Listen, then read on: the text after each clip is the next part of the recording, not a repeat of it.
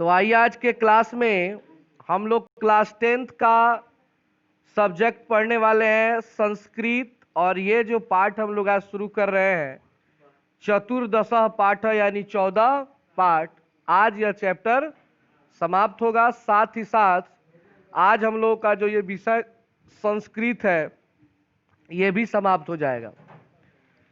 पाठ का नाम है शास्त्रकारा यानी कि शास्त्रकार, और इसका ये पार्ट 1 है जिसमें हम पूरे चैप्टर का एक्सप्लेनेशन पढ़ेंगे यानी कि वर्णन करेंगे।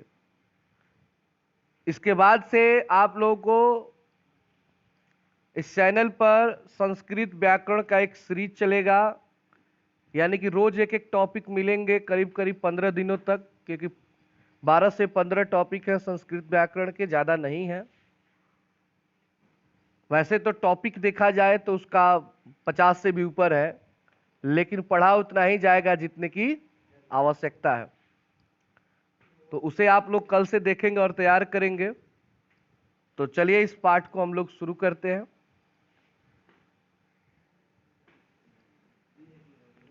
सबसे पहले हर चैप्टर की भांति हम इस चैप्टर का भी हेडिंग पढ़ेंगे कि इस चैप्टर में क्या पढ़ना है, किस चीज के बारे में इस पाठ में हमें पढ़ना है।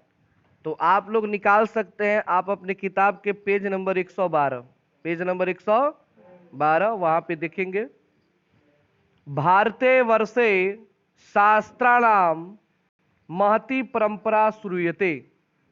भारतवर्ष में, भारतवर्ष यानी हमारा देश, शास्त्रानाम शास्त्रों के, महती महत्व, परंपरा श्रूयते परंपरा को सुना जाता है। ये भारत की जो परंपरा है उसमें शास्त्रों के महत्व के बारे में हम प्राचीन काल हो, मध्यकालीन हो या आधुनिक काल हो, सभी समय में इसके महत्व के बारे में सुनते हैं कि शास्त्रों का हमारे जीवन में क्या महत्व है। शास्त्र मतलब हो गए आप जो पढ़ते हैं किताब, ये सभी शास्त्र हैं। रामायण महाभारत कुरान जो भी पढ़ते हैं ये सब के सब क्या है, शास्त्र हैं। तो इनका महत्व आज भी है और पहले भी था, और आने वाले समय में भी इसका महत्व उसी तरह बना रहेगा। जैसा कि आप लोग जानते हैं कि आप रामायण कभी भी देखें, रामायण आपको पुराना नहीं लगता है, हर साल देखने पे लगता है कि नया ही है, जबकि वो कई वर्षों पहले बना हुआ है। तो ये सारी चीजें कभी पुरानी नहीं होती है। शास्त्राणि प्रमाणभूतानि समस्त ज्ञानस्य स्रोतः स्वरूपाणि संति। शास्त्र जो है वो इस बात का प्रमाण है कि समस्त ज्ञान का जो स्रोत होता है उसका रूप शास्त्रों में ही होता है। अगर हम जो भी ज्ञान अर्जित करते हैं, चाहे क ख ग से लेकर आगे आप जितना पढ़ाई करते हैं, वो सब का सब शास्त्र के अंतर्गत ही आता है। किसके अंतर्गत आता है? शास्त्र के अंतर्गत ही आता है। क्योंकि कोई ना कोई ज्ञान आप किसी पुस्तक से ही ग्रहण करते हैं, और हर पुस्तक शास्त्र ही होता है कि नहीं? आप कोई भी चीज जानकारी हासिल करते हैं पढ़ाई लिखाई से संबंधित, तो किसी न किसी पुस्तक से न करते हैं, तो वो शास्त्र है। इसलिए शास्त्र जो है हमारे समस्त ज्ञान का स्रोत है। यहाँ पे एक प्रश्न बनेगा कि कह समस्त ज्ञानस्य स्रोतः, कौन समस्त ज्ञान का स्रोत है? तो कहेंगे शास्त्र। क्या है जी? शास्त्र। अस्मिन पाठे, इस पाठ में प्रमुख शास्त्राणाम, प्रमुख शास्त्र मतलब शास्त्राणाम का अर्थ हुआ जो शास्त्र लिखे हैं, जिन लोगों ने शास्त्र को लिखा है उनके निर्देश पूर्वक प्रवर्तकनांच निरूपणम विद्यते। आज इस पाठ में हम पढ़ने वाले हैं प्रमुख शास्त्रों के लिखने वाले और उसके प्रवर्तकों के बारे में। जैसे कि आप लोगों ने नाम सुना होगा पतंजलि का। आज बाबा रामदेव उस कंपनी को चलाते हैं, लेकिन पतंजलि एक व्यक्ति थे, एक वैद्य थे, जिन्होंने पतंजलि नामक पुस्तक लिखी थी। उसमें उन्होंने बताया था, हर रोग की दवा लगभग बताई थी कि किसका क्या क्या इलाज होता है, और उसी किताब के आधार पर पतंजलि अपना सामान बेचती है।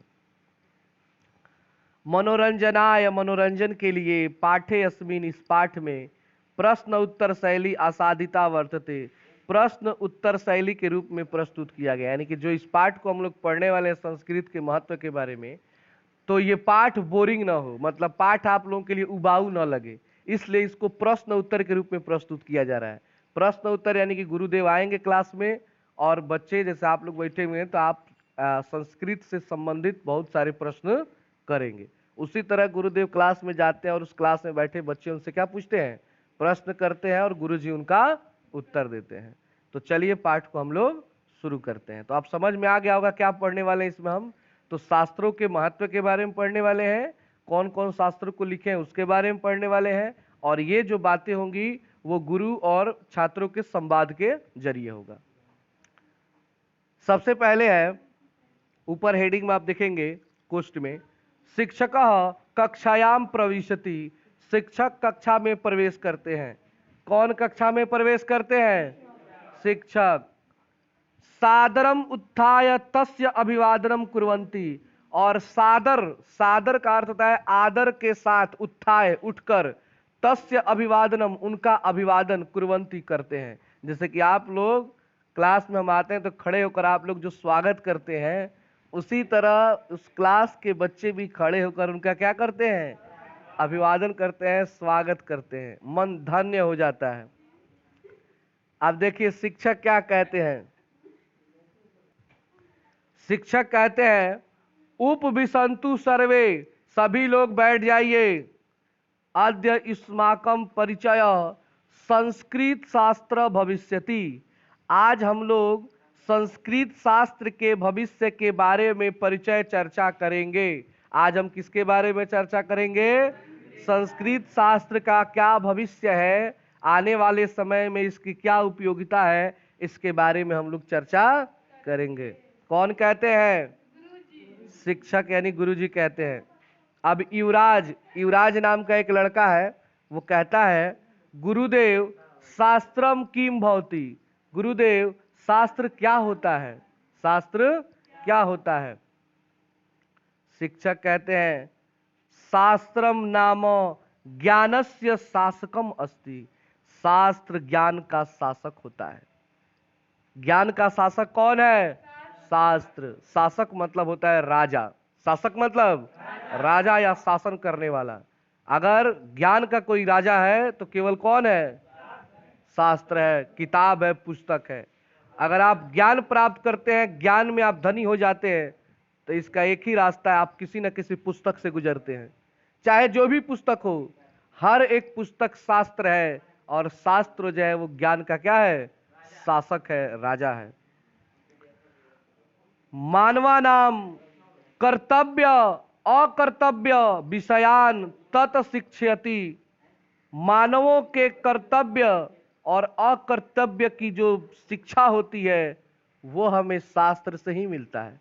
यानी हमारा क्या कर्तव्य है, हमारा क्या कर्तव्य नहीं है, इन सारे चीजों की जो जानकारी हमें कहाँ से मिलती है, पुस्तकों से मिलती है, शास्त्रों से मिलती है। शास्त्र मतलब दिमाग में बैठा लीजिए पुस्तक। हमें कोई भी चीज जीवन में मनुष्य को क्या करना चाहिए, क्या नहीं करना चाहिए, हमें इस सब की चीज की जानकारी कहाँ से मिली है, शास्त्रों से मिली है, पुस्तकों से मिली है।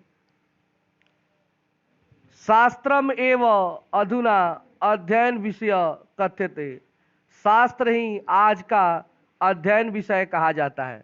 यानी शास्त्र को ही आज अध्ययन विषय कहा जाता है, किताब कहा जाता है। अंत में यहाँ गुरु जी कह भी देते हैं कि जो आप लोग किताब पढ़ते हैं ना, मैथ, साइंस, इतिहास, भूगोल जो भी पढ़ते हैं, इसी को शास्त्र कहा जाता है। शास्त्र कोई दूसरा चीज नहीं है। कितना लोगों को लगता है शास्त्र मतलब धरती पर कोई अलग टाइप का होगा, या कितना लोग समझते हैं शास्त्र मतलब केवल रामायण महाभारत होता है। शास्त्र मतलब हर एक वो पुस्तक है जिसमें जानकारी की बातें दी गई है, और कोई भी पुस्तक कुछ न कुछ हमें जानकारी ही देता है। पाश्चात्य देशेषु अनुशासनम, अनुशासन को अंग्रेजी में क्या कहते हैं, डिसिप्लिन, किताब में दिया हुआ है। अपि अधीयते, पाश्चात्य देशों में, पाश्चात्य देश का अर्थ होता है पश्चिमी देशों में, और पश्चिमी देश का अर्थ हुआ यूरोप महादेश की बात हो रही है। तो पश्चिमी देशों में अनुशासन को ही वो लोग शास्त्र मानते हैं। मतलब वे लोग मानते हैं कि शास्त्र वो है जो अनुशासन है।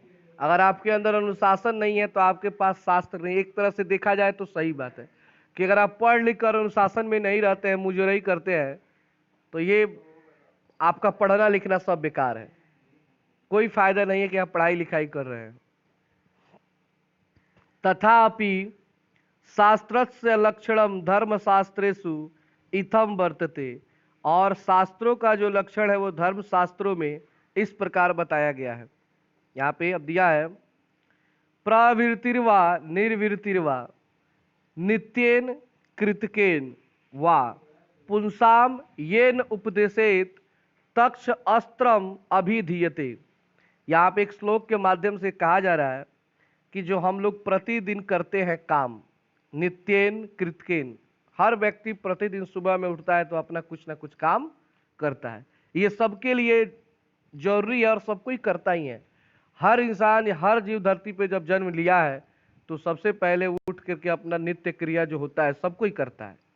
उसी तरह पुंसाम येन उपनिषेद तक्ष अस्त्रम अभिधेते, हमें अपने जीवन में जो अस्त्रों का अधिग्रहण है, जो ज्ञान है, हमें अपने जीवन में प्रतिदिन करना चाहिए। जैसे कि सुबह में उठते हैं तो हमारा नित्य क्रिया क्या है कि हम मुंह धोते हैं, शौचालय जाते हैं, स्नान करते हैं, या जो भी हमारा ये प्रक्रिया, क्या ये कभी बंद हुआ है? ये चलता रहेगा जब तक जिंदा है। तो उसी तरह ये सोचना चाहिए कि पढ़ाई भी उसी तरह हमारा एक नित्य क्रिया है जो हमें रोज करना है। जब हम रोज करेंगे तो एक समय ऐसा आएगा कि हमारे पास ज्ञान का एक भंडार हो जाएगा, इतना ज्यादा हो जाएगा जिसका कोई सीमा नहीं रह जाएगा। क्योंकि किसी भी चीज को अगर हम लगातार करते हैं, चाहे हम थोड़ा थोड़ा ही करें, एक समय आता है कि आपके पास इतना ना ज्यादा वो हो जाएगा कि आपको खुद विश्वास नहीं होगा कि आपके पास भी इतना सामान हो सकता है। ये तो ज्ञान की बात है। मान लीजिए कि आपके पास रोज 100 रुपया कहीं से आ रहा है, रोज 100 रुपया का बचत कर रहे हैं आप, और इस तरह आपने 100 रुपये का रोज बचत किया तो महीने में 3000 किया और 12 महीना में 36,000 रुपया आपने बचा लिया। सोचिए आने वाले 20 बरस के बाद 36,000 से गुणा कीजिए कितना रुपया आपके पास होगा। अगर आपने रोज बचाया तो लाखों में आप होंगे। आपको लगा यार मैंने तो 100 रुपये बचाया था, ये तो लाखपति में हो गया। तो धीरे धीरे धीरे धीरे आदमी का भंडार हो जाता है, कोई भी चीज जब उसे रोज करता है तब। लेकिन एक दिन आप बचाए 2,000 रुपया, अगला 3 महीना तक कोई पता नहीं चला क्या हुआ, तो कितना हो पाएगा? बच पाएगा ज्यादा? इसलिए कहा जाता है कि व्यक्ति को भले ही कछुआ का चाल चले लेकिन कंटिन्यू चले। कछुआ और खरगोश की कहानी सुने हैं ना, कि खरगोश तेज चलता है लेकिन बीच में रुक जाता है, जिसके चलते वो पीछे हो जाता है, और कछुआ धीरे धीरे धीरे धीरे धीरे धीरे पहुंच जाता है। धीरे धीरे ही सही, लेकिन क्या होता है, पहुंच जाता है और वो जीत जाता है। तो मनुष्य के जीवन में भी वैसा ही होना चाहिए कि भले ही हम धीरे चले लेकिन रोज चलें, कंटिन्यू चलें।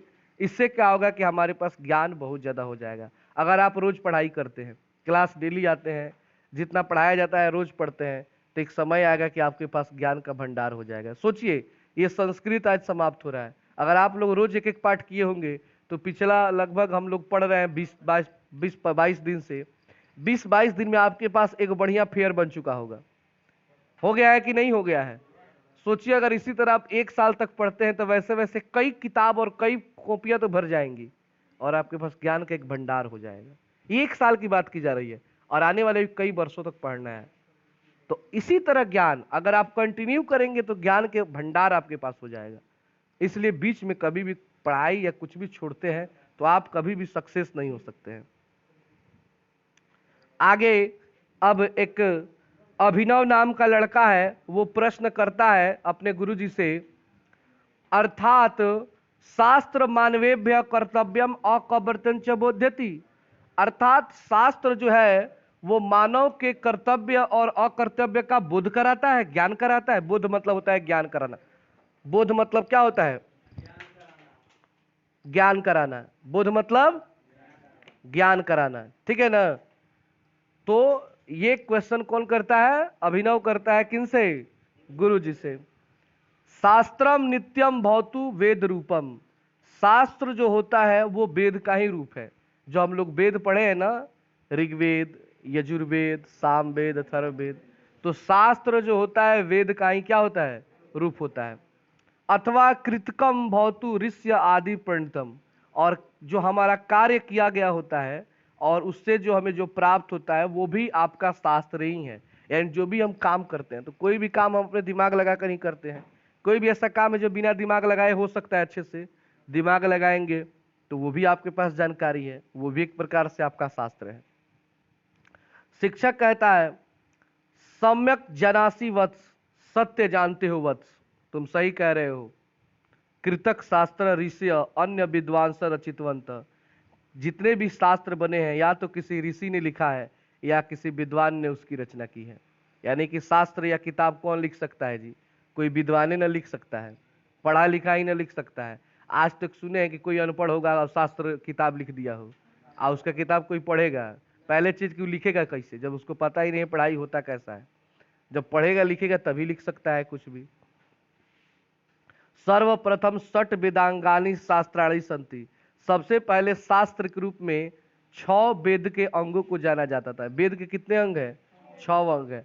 सबसे पहले उसी को शास्त्र कहा जाता था, लेकिन उसके बाद कई सारे सब्जेक्ट बन गए। क्योंकि आप लोगों को पता होना चाहिए कि प्राचीन काल में इतिहास गणित नहीं पढ़ाया जाता था।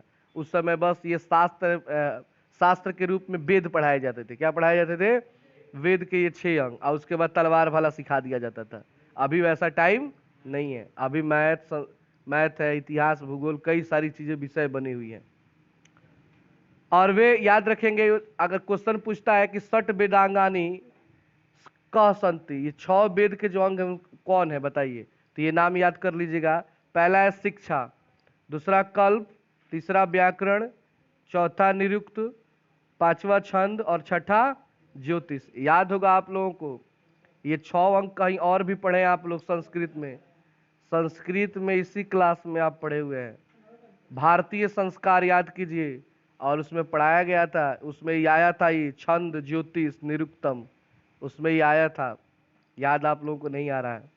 और ये 9th क्लास में भी मिला है, चतवारो वेदा में च थी। इमरान कहता है गुरुदेव एते साम विषयाणाम के प्रणेत्र, गुरुजी इन सभी विषयों के प्रणेतर कौन है, इसको लिखने वाले कौन है?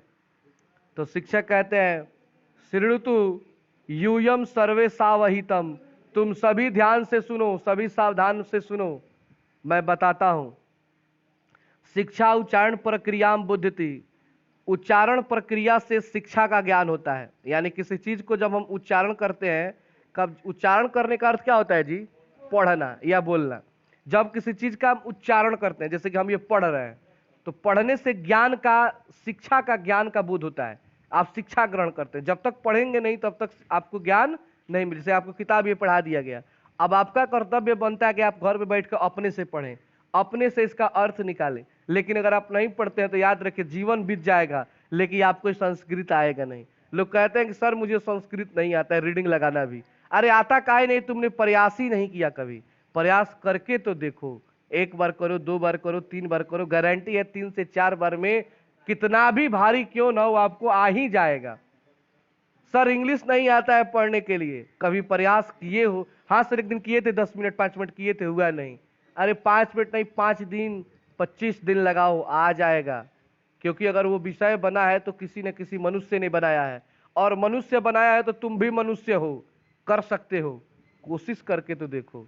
लोग तो कोशिश करते हैं तो डॉक्टरों के द्वारा लिखे गए अंग्रेजी को भी पढ़ लेते हैं, जो जल्दी आम आदमी को समझ में नहीं आता है। प्रयास, वो क्या है? प्रयास करना। ये तो नॉर्मल अंग्रेजी है, A for apple, B for ball, आराम से समझ लेंगे। तो प्रयास करेंगे तभी आप कुछ सीख पाएंगे, जब तक आप प्रयास नहीं करेंगे तब तक आप नहीं सीख पाएंगे। तो शिक्षा उच्चारण प्रक्रिया बोधति, उच्चारण प्रक्रिया से शिक्षा का ज्ञान होता है। पाणिनीय शिक्षा तस्य प्रसिद्ध ग्रंथ, पाणिनि के द्वारा एक प्रसिद्ध ग्रंथ है जिससे हमें शिक्षा मिलती है। कल्प कर्म कांड ग्रंथ सूत्रात्मक, वो है कल्प कर्म कांड ग्रंथ। कल्प कर्म कांड ग्रंथ का अर्थ हुआ कि जो भी हमारे घरों में कोई आयोजन होता है, विवाह, मुंडन, जनेऊ, ये लोग होता है ना जी, कई लोग घर पे ही होता है अठजाम, उसमें कर्म कांड होता है, उसमें कई सारे मंत्र पढ़े जाते हैं। उसके मंत्र के बारे में पाणिनि ने लिखा है, वही पाणिनि जिसने व्याकरण की रचना की थी। पाणिनि ने किसकी रचना की थी? जो हम लोग संस्कृत व्याकरण पढ़ते हैं उसको किसने लिखा था? पाणिनि ने लिखा था। विद्यायन, भारद्वाज, गौतम, वशिष्ठ आदि ऋषि अस्य शास्त्रस्य रचयिता।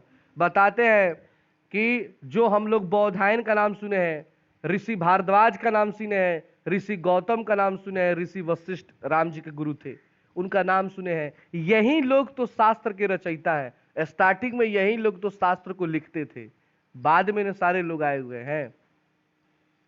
व्याकरणम तु पाणिनि कृतम प्रसिद्धम, और व्याकरण को लिखने वाले सबसे प्रसिद्ध व्यक्ति पाणिनि थे। कौन थे? तो व्याकरण किसने लिखा है? एक क्वेश्चन जरूर आता है एग्जाम में। आगे है निरुक्तस्य कार्य वेदार्थ बोध। निरुक्त का कार्य वेद का अर्थ का ज्ञान कराता है। तस् रचयिता यास्क, यानी कि निरुक्त के जो रचयिता है उनका नाम है यास्क। क्या नाम है?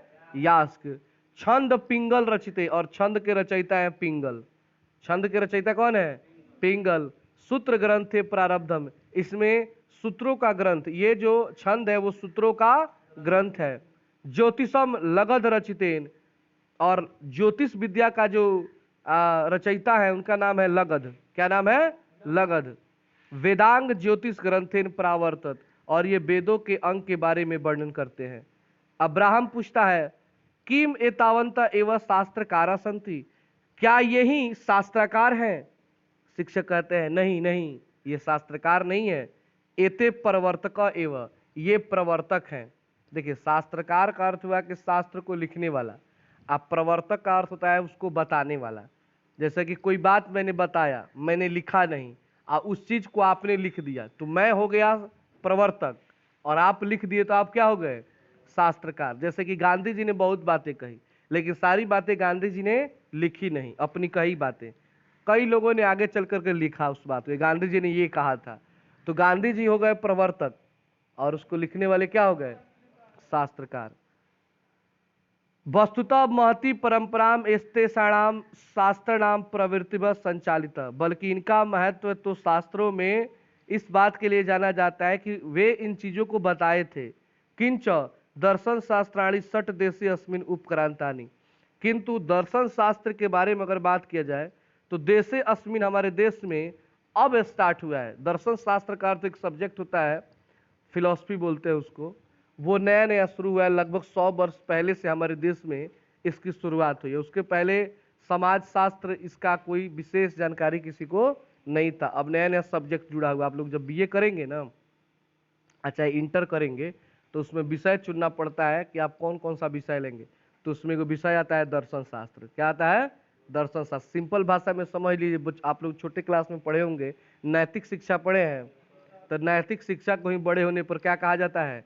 दर्शन शास्त्र कहा जाता है। नैतिक शिक्षा में क्या होता है? कहानी होता है केवल। क्या होता है? कहानी। तीसरा चौथा में ये सब पढ़ाया जाता है। दूसरा में एक कौआ था, इसने ये किया तो उसके साथ ये हुआ, ऐसा ही टाइप का कहानी उसमें रहता है। श्रुति कहती है आचार्यवर दर्शनाम के प्रवर्तका शास्त्रकारा, इन शास्त्रों के प्रवर्तक कौन है? इन दर्शन शास्त्र के प्रवर्तक कौन कौन है? तो शिक्षक जवाब देते हैं सांख्य दर्शन से प्रवर्तक कपिल। सांख्य दर्शन के प्रवर्तक है कपिल। क्या नाम है? कपिल। याद रखिएगा, सांख्य दर्शन के प्रवर्तक कौन है? कपिल। योग दर्शन पतंजलि, योग दर्शन के कौन है? जो बाबा रामदेव योग नहीं करवाते हैं, वो पतंजलि है उसके। एवं गौतम न्याय दर्शन, और जो गौतम ऋषि हैं वो न्याय दर्शन के प्रवर्तक हैं। रचितम कड़ादेन च वैशिक दर्शनम, और वैशेषिक दर्शन के जो प्रवर्तक है उनका नाम है कड़ाद। क्या नाम है? तो सब याद रखिए कौन किसके है, क्वेश्चन आता है। जैमिनिना मीमांसा दर्शनम, जैमिनिना जो है वो मीमांसा दर्शन के प्रवर्तक हैं। बदरायण च वेदांत दर्शन, और बदरायण किसके प्रवर्तक हैं? वेदांत दर्शन के। सर्वेशम शताधिका व्याख्यातार स्वतंत्र ग्रंथकारस्य वर्तते, ये सभी लोग लगभग 100 से भी ऊपर स्वतंत्र ग्रंथों की रचना की है, मतलब 100 से भी ऊपर इन्होंने ग्रंथों के बारे में बताया है। गार्गी, गार्गी कहती है गुरुदेव भवान वैज्ञानिकानी शास्त्राणी कथम न बत्ती, ये जो वैज्ञानिक है वो शास्त्रों को क्यों नहीं बोलते हैं, क्यों नहीं इसके बारे में मतलब मानते हैं। उनका आज का जो टाइम है वैज्ञानिक युग साइंस को मानता है, संस्कृत को नहीं मानता। ऐसा क्या कारण है कि नहीं ऐसा बात कि आज का जो टाइम है वो विज्ञान मानता है, संस्कृत का महत्व अब क्या होते जा रहा है, कम होते जा रहा है। अब समझ लीजिएगा मैट्रिक में रह गया है, जिस दिन मैट्रिक साटा संस्कृत लोग कंप्लीट बंद कर देंगे पढ़ना लिखना। लोग मजबूरी में पढ़ते हैं कि भाई 100 नंबर का संस्कृत है तो इसको पढ़ना ही है। शिक्षक कहते हैं उक्तम कथ्यसी, ये क्या कह रही हो तुम, प्राचीन भारते विज्ञानस्य विभिन्न शाखानाम शास्त्राणि प्रावंत। प्राचीन भारत में विज्ञान का विभिन्न शाखाओं का अगर पहचान अगर तुम देखोगी तो शास्त्रों के द्वारा ही हुआ है। आयुर्वेद शास्त्र में चरक संहिता, सुश्रुत संहिता, चयति शास्त्रकार नाम एवं प्रसिद्ध सतः। आयुर्वेद शास्त्र में अगर तुम बात करो, चाहे वो चरक संहिता हो चाहे सुश्रुत संहिता, सब में शास्त्र का ही नाम आता है। तत्रैव रसायन विज्ञान, चाहे केमिस्ट्री हो, रसायन शास्त्र को अंग्रेजी में क्या कहते हैं, केमिस्ट्री बोलते हैं। भौतिक विज्ञान यानी फिजिक्स हो, अंतर्भूस्थ या भूगोल हो, ज्योतिष शास्त्र अपि या ज्योतिष शास्त्र हो, खगोल विज्ञानम, गणितम इत्यादि शास्त्राणि सन्ति। मतलब कोई भी सब्जेक्ट हो, गणित हो, खगोल शास्त्र हो, केमिस्ट्री, फिजिक्स, कुछ भी हो, सब में शास्त्र आता है। आर्यभटस्य ग्रंथ आर्यभटिया नाम प्रसिद्ध एवं वराह मिहिरस्य बृहत संहिता विशालो ग्रंथ यत्र नाना विषया समन्विता। आर्यभट्ट ग्रंथ की बात करो, जिसमें आर्यभट्ट ने आर्यभटिया नामा एक प्रसिद्ध ग्रंथ लिखा था, वराह मिहिर ने बृहत संहिता लिखा था। इन विशाल ग्रंथों में भी अनेक प्रकार के शास्त्रों की रचना की गई है। वास्तु शास्त्रमपि अत्र व्यापक शास्त्रम आसित। अगर वास्तु शास्त्र की बात की जाए तो उसमें भी बहुत ज्यादा मात्रा में शास्त्रों की रचना हुई है। वास्तु शास्त्र आप लोग समझते हैं, जब भी नया नया घर बनता है ना तो आप सुनेंगे बांस दिया जाता है। बांस देना समझते हैं, दुगो ईंटा उठा धर के पूजा उजा किया जाता है, घर जब नया नया बनता है तो उसको बांस देना कहते हैं। उसी को संस्कृत में वास्तु शास्त्र कहते हैं। क्या कहते हैं, वास्तु शास्त्र। कृषि विज्ञानम च पराशरण चर्चितम, चाहे कृषि विज्ञान हो या किसी प्रकार का कोई परामर्श हो, उसमें भी इसकी रचना हुई है। वस्तु तो न अस्ति शास्त्र का नाम अल्प संख्या, इसलिए तुम कभी मत कहना कि शास्त्रों की संख्या बहुत कम है। यह का गुरु अब वर्ग नायक कहता है, गुरुदेव अद्य बहु ज्ञातम, आज हमने बहुत कुछ जाना। प्राचीनस्य भारतस्य गौरवम सर्वथा समृद्धम, प्राचीन भारत का जो गौरव है, जो महानता है, वो हमेशा समृद्ध होगा, हमेशा आगे की ओर बढ़ेगा। शिक्षक वर्गात निष्क्राम, शिक्षक वर्ग से बाहर निकल जाते हैं। छात्रा अनुगछन्ति, और छात्र उनके पीछे पीछे निकल जाते हैं। इस तरह हमारा ये चैप्टर समाप्त होता है, ये पुस्तक समाप्त होता है। इसके बाद वाले पार्ट में हम इसके मौखिक और लिखित प्रश्न उत्तर को पढ़ेंगे। तो आज के लिए इतना ही।